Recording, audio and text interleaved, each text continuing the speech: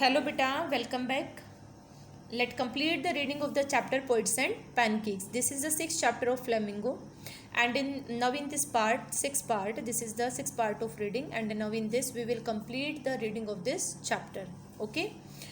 Now let touch the last point. Last point को touch करते हैं बेटा. जो हमने लास्ट पॉइंट छोड़ा था वो क्या था? पोइट और editor. Nobody was sure who came.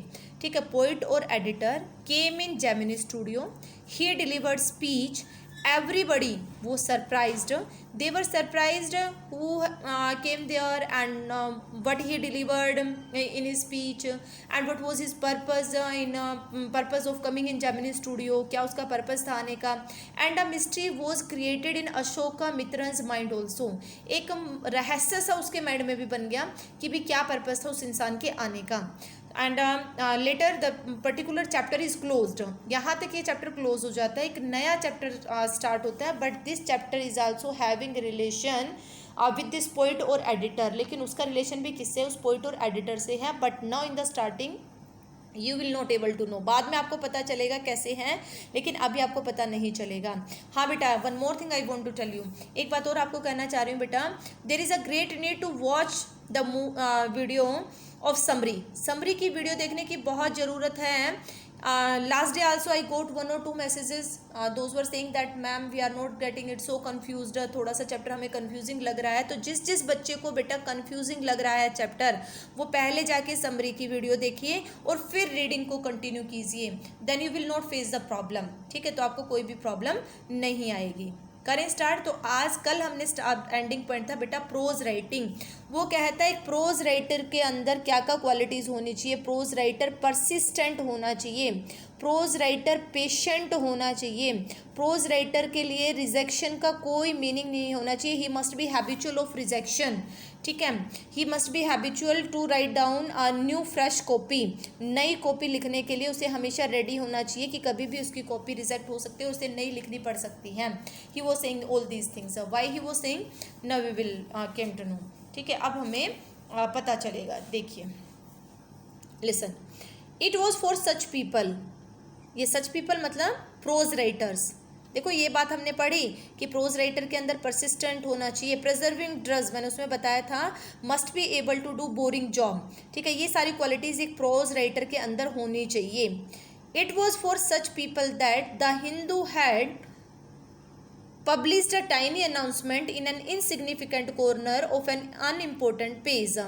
इसी तरह के लोगों के लिए, किसी तरह के लोगों के लिए जिनकी राइटिंग्स को बार बार रिजेक्ट कर दिया जाता है, जिन्हें अच्छा पब्लिशर नहीं मिलता है, वो ऐसे लोगों के लिए जो द हिंदू न्यूज़पेपर था उसने एक छोटे से उसमें कॉर्नर में एक अनाउंसमेंट वहाँ पे की. छोटी सी अनाउंसमेंट एक इनसिग्निफिकेंट कॉर्नर में अनइम्पोर्टेंट पेज पे.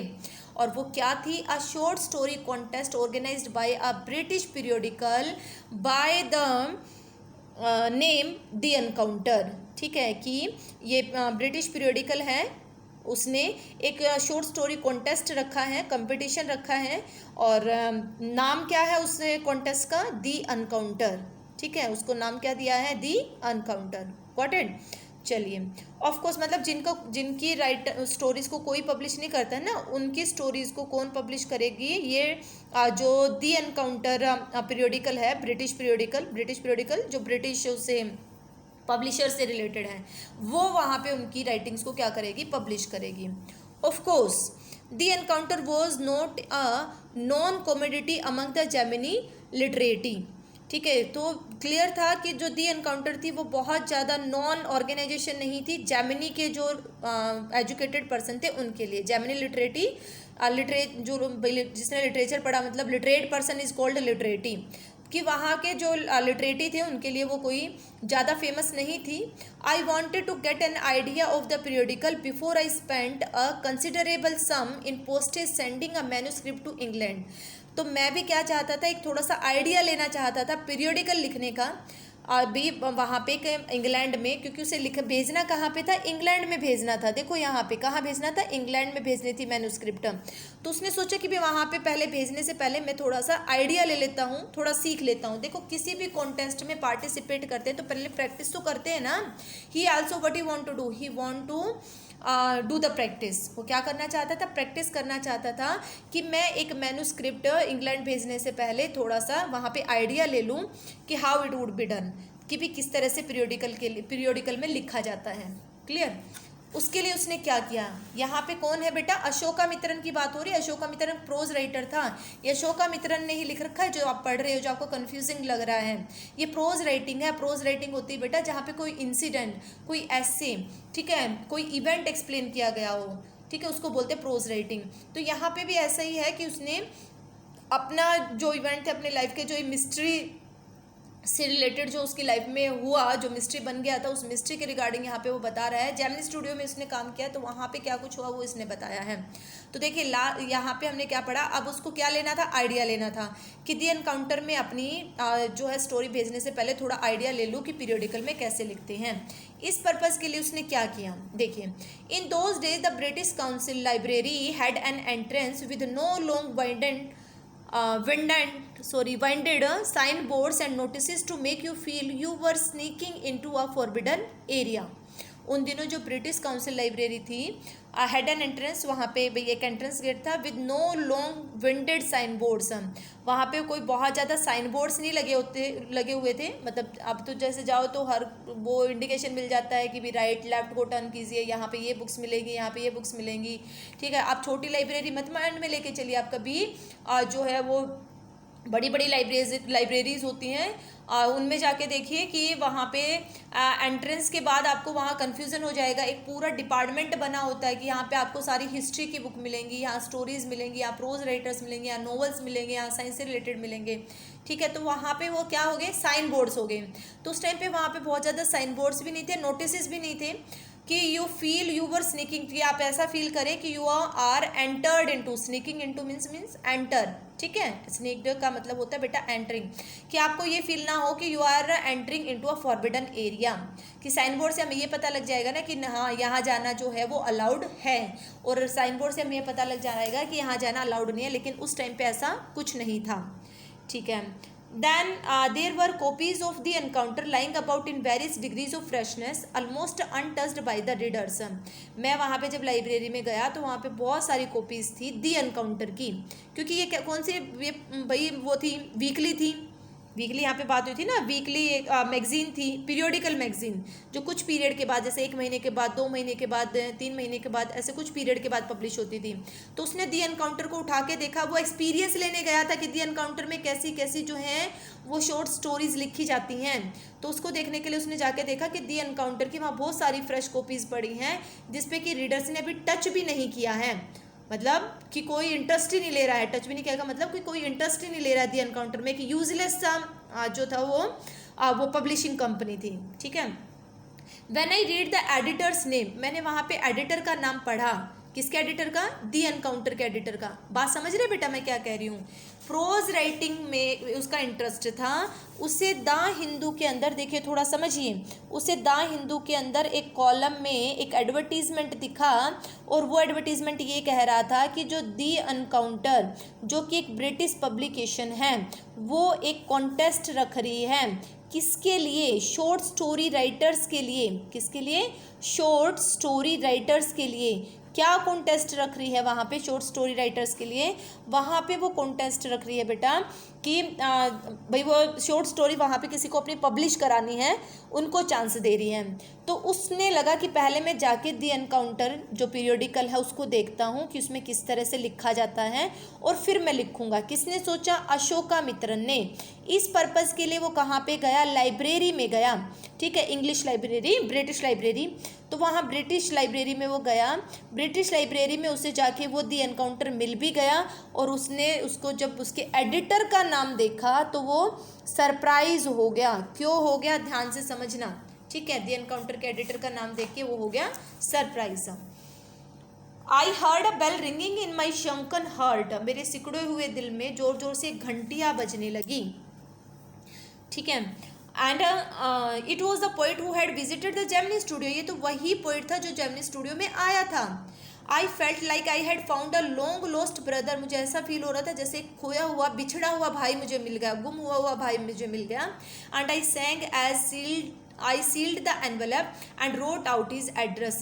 और मैं गाना भी गा रहा था जब मैं एनवलप सील कर रहा था, क्योंकि वो अपनी शॉर्ट स्टोरी भेज रहा था ना द एनकाउंटर के एड्रेस पे, तो मैं वहाँ पे गाना भी गा रहा था जब उसका एड्रेस लिख रहा था, मतलब खुश हो रहा था बहुत ज़्यादा। Mainly he was very happy because the mystery was sold, the two questions were created in his mind. देखो, उस पोइट से रिलेटेड, उस एडिटर से रिलेटेड उसके माइंड में दो क्वेश्चन थे।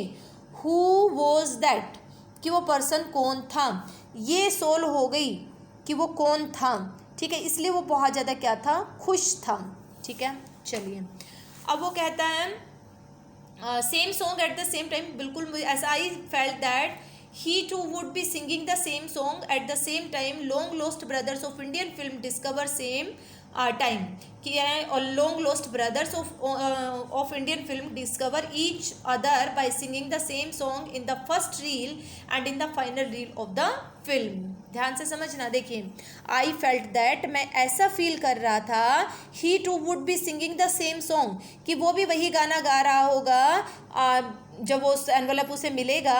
Long lost brother of Indian film, बिल्कुल उस हिंदी मूवी के जैसे, भारतीय मूवी के जैसे, जिसमें कि जब एक दूसरे वहाँ पे भाई भाई मिलते हैं, वो एक दूसरे को ढूंढते हैं, तो वही सेम गाना वो गाते हैं जो कि उन्होंने फर्स्ट रील में गाया हुआ होता है, तो फाइनल रील में भी वही चलता है। आपको एग्जांपल देती हूँ करण अर्जुन का, ठीक है, जिसमें कि वो गाने का बहुत रोल है। ये बंधन तो प्यार का बंधन है, जो स्टार्टिंग में भी आता है, मिड में भी आता है, लास्ट में भी आता है ना बहुत ज़्यादा। तो यही वो उस गाने से एक दूसरे को पहचानते हैं। तो यही वो कह रहा है कि उसको भी ऐसा लगेगा, मतलब ये सिर्फ कुछ नहीं है, एक फ़नी सी सिचुएशन है कि वो भी वही गाना गा, क्योंकि मूवीज़ में रहा, देखो जेमिनी स्टूडियो में रहा है, तो the reality was he was very much influenced from movies, that's why this thing also included in his writings, इसलिए उसकी राइटिंग्स में भी ये चीज़ उभर के आ रही है। चलिए, Stephen Spender, Stephen that was his name disclose हो गया। जो पर्सन आया था उसका नाम क्या था, स्टीफन स्पेंडर। लेकिन अभी पर्पस डिस्क्लोज नहीं हुआ है, दूसरी मिस्ट्री अभी बची हुई है जो अब यहाँ पे जो है वो डिस्क्लोज होगी। पहली मिस्ट्री सोल्व होगी, who came, Stephen Spender came and editor of the Encounter. देखो वो कंफ्यूजन में थे ना, अगर आपको याद हो थोड़ा सा, यहाँ पे देखो मैंने बताया था कंफ्यूजन में थे कि पोइट और एडिटर, तो वो पोइट भी है स्टीफन स्पेंडर और एडिटर भी है। किसका एडिटर है, दी अनकाउंटर पीरियोडिकल का, British periodical, and he came to know, उसे पता चल गया। चलिए, अब आते हैं, and years later when I was out of Gemini Studio and I had much time but not much money. लेकिन कुछ साल के बाद जब मैं जेमिनी स्टूडियो से बाहर था, मेरे पास बहुत टाइम था, बट नॉट मच मनी, लेकिन बहुत सारा पैसा नहीं था।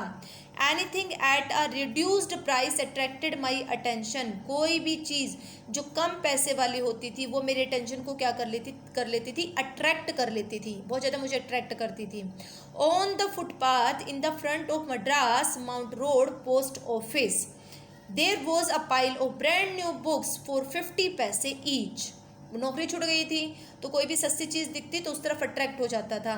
एक दिन से फुटपाथ पे, मद्रास से बिल्कुल बाहर, सिटी से बिल्कुल बाहर, जो मद्रास माउंट रोड था, पोस्ट ऑफिस था वहाँ पे, उसके पास में ही उसे पाइल होता है ही बेटा, एक नई बुक्स के ब्रांडेड न्यू बुक्स का ढेर उसे दिखाई दिया। And each book was of a 50 paise, हर एक बुक का प्राइस क्या था, 50 पैसे, 50 पैसे में मिल रही थी। Actually there were copies of the same book an elegant paperback of American origin, special low price student edition in connection with the 50th anniversary of the Russian Revolution। Reality क्या थी, actually there were the copies of the same book, वो same book की ही copies थी, ठीक है। An elegant paperback of American origin, एक भाई अमेरिका ऑरिजन से, मतलब जो अमेरिका में जो पब्लिशर्स थे उनसे रिलेटेड थी। Specially low price student edition, specially एक सस्ती सी वो थी बुक, जो स्टूडेंट का एडिशन था, मतलब स्टूडेंट की वहाँ पे डिस्क्रिप्शन दी हुई थी, स्टूडेंट के एक्सपीरियंसेस वहाँ पे शेयर किए हुए थे। In connection with the 50th anniversary of the Russian revolution, और स्पेशली किसका कनेक्शन किससे था, रशियन रिवोल्यूशन की 50th एनिवर्सरी से था, इसलिए वहाँ पे जो है वो सस्ती मिल रही थी। आई पेड 50 पैसे, मैंने भी 50 पैसे दे दिए। Picked up a copy of the book, मैंने बुक ले ली। And the name of the book was The God that Failed, कौन सी बुक उठाई, बुक का नाम क्या था, The God that Failed. Clear हो गया भाई। वो कहता है एक्चुअली वो कॉपीज थी सेम बुक की, एक बहुत ही शानदार पेपर बैक होता था अमेरिका से रिलेटेड, और बच्चों के लिए स्टूडेंट का एडिशन था, वो लो प्राइस पे मिलता था, और उसका कनेक्शन था रशियन रिवोल्यूशन की 50th एनिवर्सरी से। ठीक है, तो मैंने भी 50 पैसे दिए और एक बुक ले ली, और बुक का नाम था द गॉड दैट फेल्ड। आगे सुनना। 6 eminent men of letters in 6 separate essays described their journey into communism and their disillusioned return।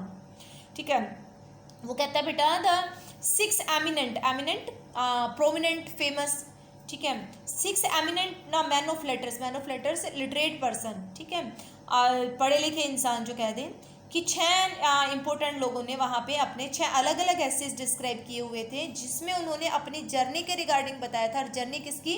Communism की, कि जो कम्युनिज्म के रिगार्डिंग उन्होंने जो अपनी अलग अलग जगह पे ट्रैवल किया था उसके एक्सपीरियंसेस यहाँ पे शेयर किए थे। Beside their disillusioned return. Illusion क्या होता है? रिलेटेड टू इल्यूजन, भ्रम जिसे बोलते हैं, नॉट क्लियर, जो क्लियर ना हो, तो disillusion means clear return. Are you getting the point? Opposite बन गया डिस, ठीक है, तो मतलब यहाँ पे क्लियर उनका जो वापस आना था उस जर्नी से, कौन सी जर्नी से? कम्युनिज्म की जो जर्नी उन्होंने अलग अलग जो यात्राएं की कम्युनिज्म के अगेंस्ट, और वहाँ से वो वहाँ पे उनका कैसा एक्सपीरियंस रहा, वो एक्सपीरियंसेस उन्होंने यहाँ पे एसेज की हेल्प से इस बुक में शेयर किए थे। कौन सी बुक में? द गॉड दैट फेल्ड, जो कि उसने अशोकामित्र ने एक ढेर से ली बाय आफ्टर पेइंग 50 पैसे। कितने पैसे देके? 50 पैसे, 50 पैसे। चलिए अब वहां पे देखिए उसका रिलेशन किससे निकलता है। नेम दे रखे हैं उन 6 एमिनेंट राइटर के: Andre Gide, Richard Wright, Ignazio Silone, Arthur Koestler, Louis Fischer, Stephen Spender. इसमें से 2 से आप फैमिलियर है, एक तो लुइस फिशर से अभी पढ़ा था, लुइस फिशर इंडिगो का जो राइटर था, एक स्टीफन स्पेंडर जो कि आपकी जो सेकंड पोएम है ना बेटा, an elementary school classroom in a slum, उससे रिलेटेड है। तो इन 2 से तो आप फैमिलियर हो, और 4 हैं, इनका डिस्क्रिप्शन यहाँ पे दे रखा है, बट इतना कोई इंपॉर्टेंट नहीं है ना, उसको पढ़ने की जरूरत है। ठीक है, चलिए अब वो कहते हैं कि उसे इनके ऐसे उसने देखे कि भाई इनके ऐसे लिखे हुए हैं, 6 बंदों के ऐसे थे। And Stephen Spender again he got this name which he saw that as a editor of the Encounter, जो उसने द एनकाउंटर के एडिटर के तौर पे नाम देखा था, वही नाम फिर से आ गया। Suddenly the book assumed tremendous significance, अचानक से वो बुक उसके लिए बहुत ज़्यादा इंपॉर्टेंट हो गई। Significance important, tremendous a lot of, ठीक है, बहुत ही उसे इंपॉर्टेंट अपीयर होने लगी। You know why? Because he got that answer which was present in his mind and which was the mystery, जो उसके लिए मिस्ट्री थी। पहली हु का आंसर उसे मिल चुका था, अब तो मिस्ट्री उसके लिए क्या थी? Why Stephen Spender came, and now he got the answer, अब उसे वो आंसर मिल गया। देखिए क्या, Stephen Spender, the poet who had visited Gemini studio, in a moment he felt a dark chamber of my mind lit up by a hazy illumination। ठीक है, वो कहता है अचानक से मेरा जो अंधेरा कमरा था मेरे माइंड का, वो एकदम से धुंधली धुंधली रोशनी से चमकने लगा। The reaction to Stephen Spender at Gemini Studio was no longer a mystery। Stephen Spender के रिगार्डिंग जो मेरा रिएक्शन था कि वो जो जेमिनी स्टूडियो में आया था, उस रिगार्डिंग जो मेरी मन में मिस्ट्री बनी हुई थी, वो अब एक मिस्ट्री नहीं थी। The boss of the Gemini Studio may not have much to do with Spender's poetry. जो जेमिनी स्टूडियो का बॉस था उसने शायद स्पेंडर की पोइट्री के लिए ज़्यादा कुछ भी नहीं किया, but not with his God that failed, शायद उसका जो भगवान है वो fail, we are not with his God that failed, और इसीलिए उसका भगवान जो है वो फेल जो है वो हो गया। मतलब उन्होंने अपनी फेल नहीं हुआ, यहाँ पे फेल हो गया नहीं, फेल नहीं हुआ, but not with his God that failed, लेकिन उसका जो गॉड था वो फेल नहीं हुआ। मतलब उसकी जो जर्नी थी that was purposeful and that was completed, वो क्या हो गई थी, कंप्लीट हो गई थी। हालांकि भाई बोस ने उसके लिए ज़्यादा कुछ नहीं किया, लेकिन जो उसकी जर्नी थी कम्युनिज्म के against, that was successful, that because he shared his experience in that book, क्योंकि उसने अपने एक्सपीरियंस को यहाँ पे शेयर किया हुआ था, द गोड दैट फेल्ड में, the experience related to communism, so in that he described that was successful. ठीक है, हिज गोड वॉज नॉट फेल्ड, उसका गोड जो है वो फेल नहीं हुआ। तो जो मिस्ट्री यहाँ पे बनी थी ना, जो अब पूछे कि उसने उसको बता के कि उसने होस्टिंग की एक अनदर उसकी विजिटर की और पोइट की, एडिटर की, तो उसी का रिलेशन यहाँ पे जाके ख़त्म होता है। ठीक है, उसकी जो माइंड में क्वेश्चन क्रिएट हो जाते हैं उस पर्सन से रिलेटेड, उस पोइट से रिलेटेड, उस एडिटर से रिलेटेड, कैसे वो क्वेश्चन सोल्व होते हैं, कैसे वो मिस्ट्री सोल्व होती हैं।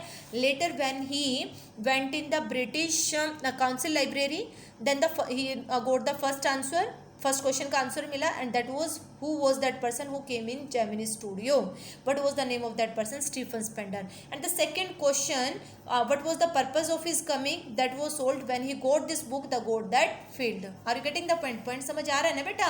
दूसरा क्वेश्चन वहां सोल्व हो गया, आंसर वहां मिल गया जब उसे ये बुक मिली, The God that Failed. I hope you got the thing. उम्मीद करती हूँ बेटा बातें समझ आ गई होंगी। If you didn't get then send the message or watch the summary video first. Again I am saying to you, if you are having doubt in anything, पहले समरी की वीडियो देखो। I am dead sure you will not ना face any problem in reading. Reading में आपको कोई भी problem नहीं आएगी। Okay, thank you so much बेटा। If you like then like, share and subscribe my channel. Sorry.